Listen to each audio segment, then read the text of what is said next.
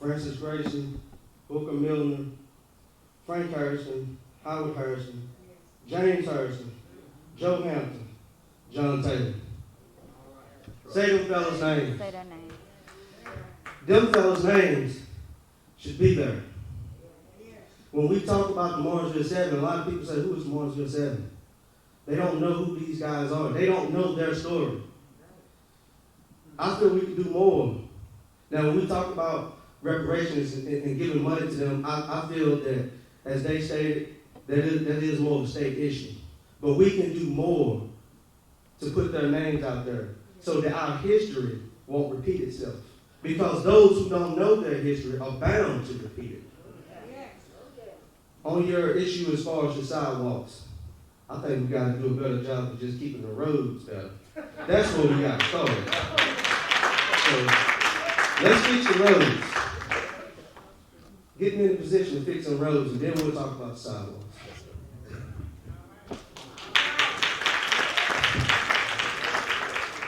My name is James Dalton. James Dalton? Yes, 104 Lincoln Street.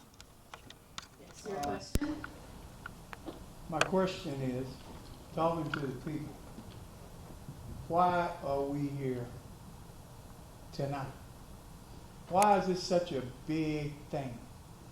It's because City Council have lied to us so much.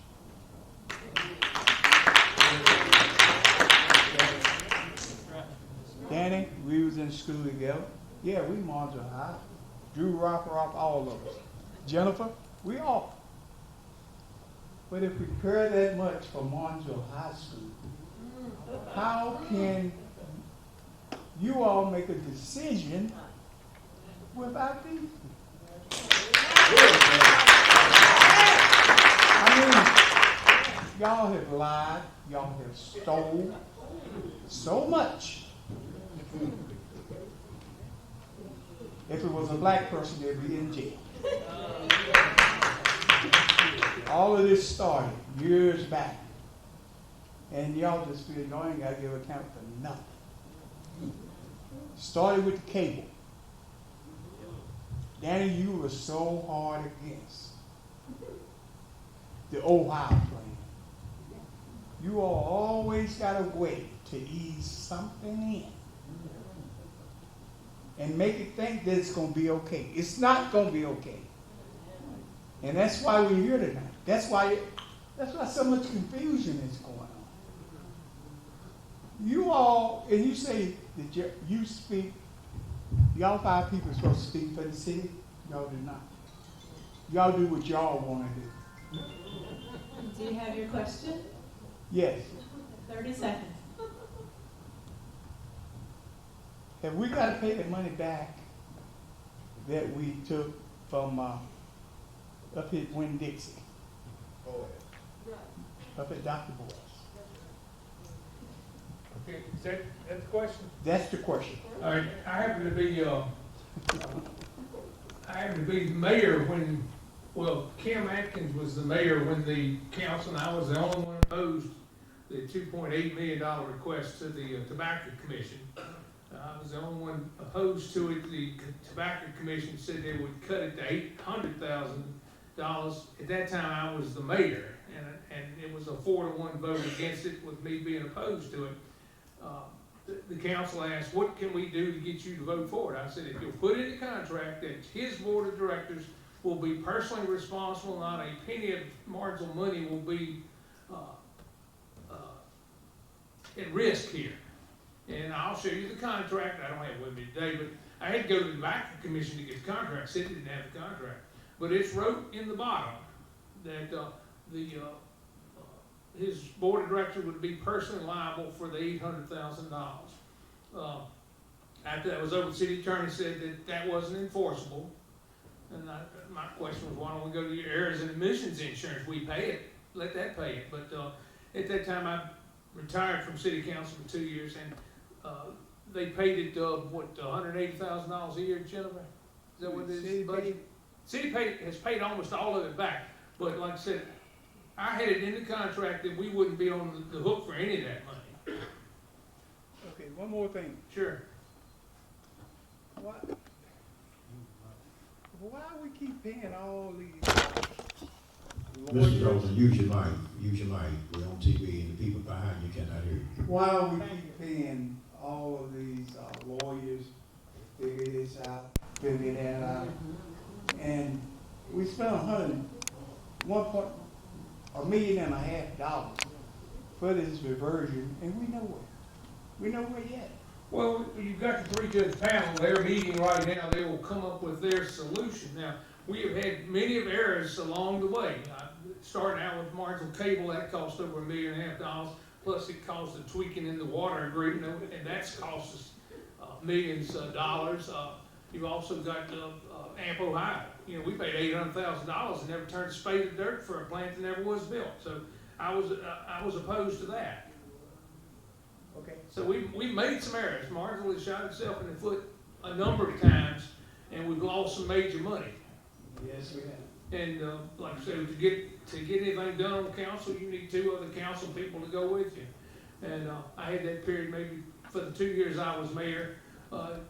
Sharon Brooks Hodge and Jennifer, we stopped some major things. One of the things was the ridiculous funding for economic development. We were paying $25 a person for economic development, and the county was paying roughly $6, and they were getting all the benefits. At the end of the day, we got that cut to equal, and then we got the money switched over to the Chamber of Commerce for development uptown. So that was one of the major things that we did, because I had 3 votes.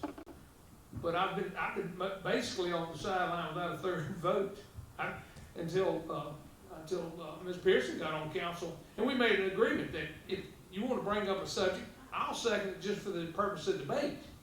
So I went 4 years without even somebody seconding it, so we could even debate what I wanted to talk about. So. Okay, time. Jennifer, do you want to answer that question?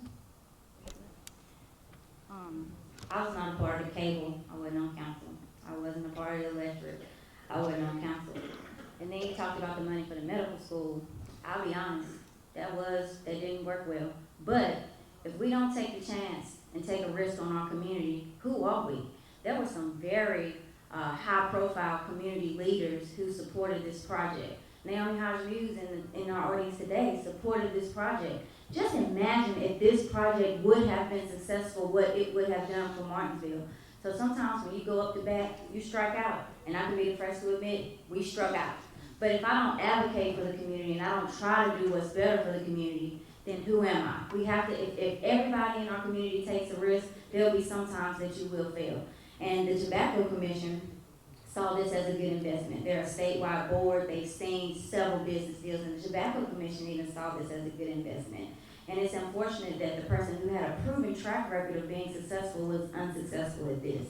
So I'm very disappointed that it didn't work out, but I am willing to take the risk to see what we can do, because I wanted to prevent the reversion conversation from happening. And when we talk about the money that we spent for reversion, the biggest thing to me is I've tried to have conversations with the county. Back in the day, previous councils before me, we talked to the county, having good faith efforts to have conversations. In the middle of those conversations, they literally got up from the table. If I was to get up right now and just walk off in the middle of the debate, that's what the county did to us. If we wouldn't have voted for reversion, we wouldn't even be able to have a seat at the table to have a conversation with the county. Now, I believe the city has the bigger playing field. So now we can help navigate. The county will talk to us about consolidation of services. The county will talk to us about what we can do to figure it out. But I just think that it's unfortunate that we weren't able to solve this when we did our mediation and we said that we were having good faith efforts and conversations. That's not how it went out. Immediately after we had those good faith efforts and conversations, they voted against it. So what I guess we need to do is now, since we have the upper hand, is have another conversation with the county. But no county administrator has reached out to me. No county person has reached out to me. It's not all on the city. When you can try your best. We sent letters. We sent many letters to the county with no response. Okay, so would either Elsie or Aaron like to answer this question? I'll answer the question, Mr. Dalton. Well, you asked a couple questions, one about some money index and one about lawyers being paid. I don't know a whole lot because I wasn't involved in that process. I can tell you if we wasn't spending all of that money, we would be in a much better shape as a city right now doing anything. So I think that was the point that you were driving with the question, your initial question, why are we here tonight? So I think moving forward, that's what we do have to focus on. And also, the people who made those decisions understand that when they are put in situations, it takes a lot to be there. For them to even step up to that plate and be there, we have to give them credit. Now, credit where credit is due, you also hold a great responsibility of the citizens. You making a decision for close to 14,000 people, right? So you have to do your due diligence.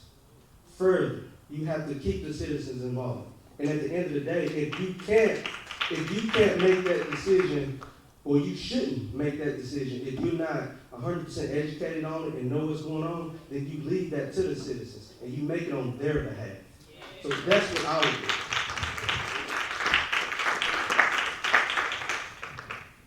Hello, Mr. Dalton. I'm going to tackle your substantive questions first and then come back to your philosophical ones. I'm sitting on a FOIA request with a long email chain regarding the Henry Coppola School of Medicine. And I do think that the subject matter experts and people who participated on the front end of that enterprise probably had all the best intentions of the world. Competence, competence, competence. The city was warned that this money was not going to be forgiven or would not qualify for the grant the way it was being used and move forward anyway.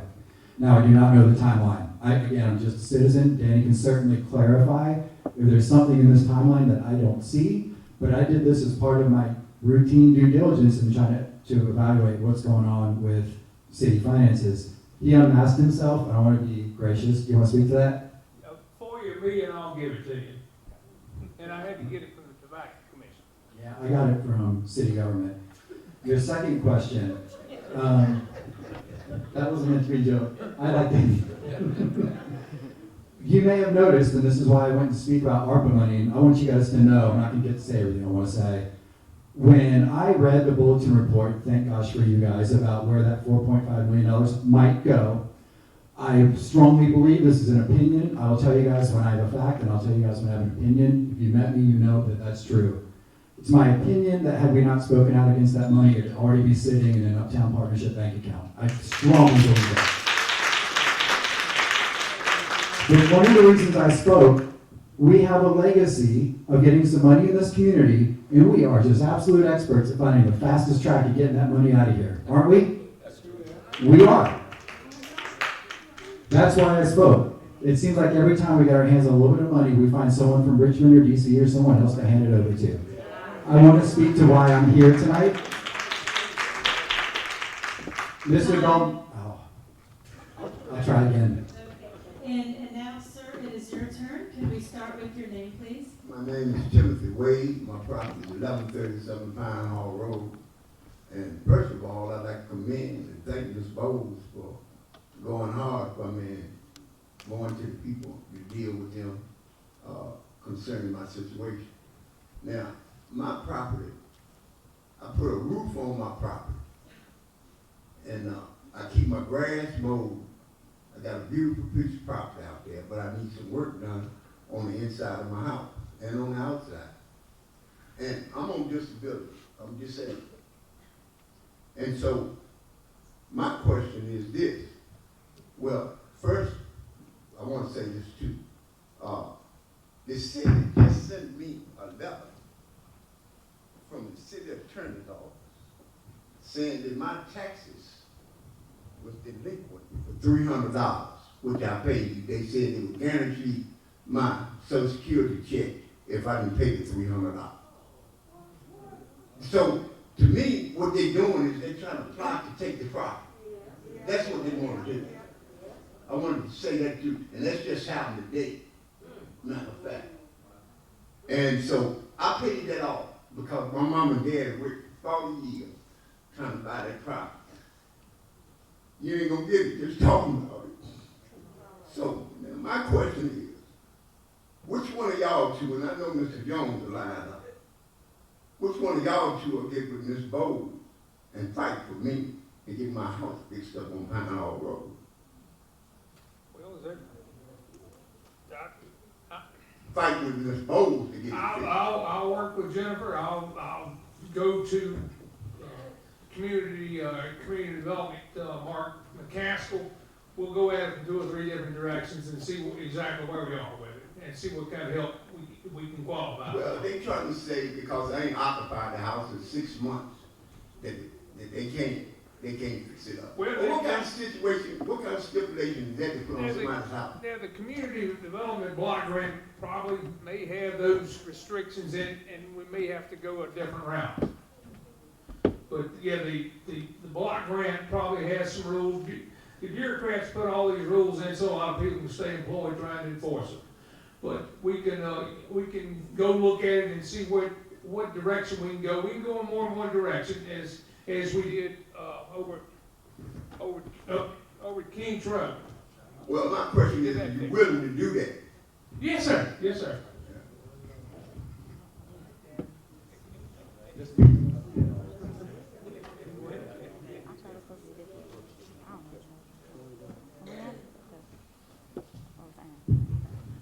I wasn't gonna give you much of an answer. I hope you'll respect the courage again, that I won't just say something to make you nod your head. I'm a very prudent guy. I have a lot of management experience. I have a feeling that if I went in there and met with you and we got together and saw what was actually going on, the circumstances might seem, or actually may be different than they are. So my short answer to that is I want to actually get in there and evaluate what's happening before I start talking about things that I don't know anything about.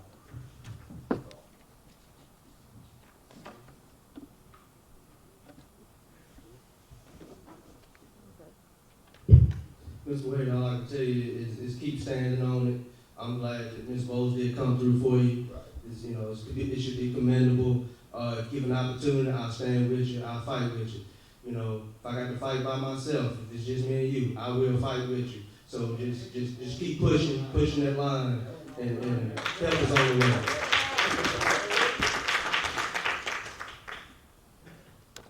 I just wanted to briefly add, if you reach out to me, I'll meet with you, I'll stand up for you, I'll do what I can. And I just want to speak directly to some of the people who weren't at the meeting who may not know the whole story. So there was a neighborhood meeting on the West End, and we have a community development block grant at Pine Hall. We heard a lot of conversations about people didn't know what was going on, they didn't know what we needed to do next. So when I heard that, I said, what can we do proactively as a city to make this better? Develop a timeline and give it to the citizens so they have it. That way you know what's going on and what's next. There were meetings that we had, but I feel like it wasn't publicized. So, the big teleprompter that shows where somebody is, why can't we have that in the community that it affects and have more information in different ways? We have mailers. That was another thing I heard. We can send information in the mailers so that the citizens who live in that area. I know we have Facebook. I know we have social media. I know we have other avenues, the bulletin, but not everybody gets the bulletin. Not everybody gets the Enterprise. Not everybody watches every single station. So that's another way that we need to make sure that we're being communicative and transparent. I'm not aware about that 300 bill, the bill that you got today, so I can't speak on that. But I do know, I spoke with Chris Bridges, who's our inspector. So I said, hey, I know we can't break federal laws, but what can we do to make sure that we're following the regulations and still make sure we get that through? So I had a conversation with him. They're developing a list. They've reached out to the state to see what we can do. And then another thing, when I spoke to an individual this week when I was at VML, I had a 30-minute conversation with him. And he said, not only does the city have a responsibility, but the community has a responsibility too. We all have to work together.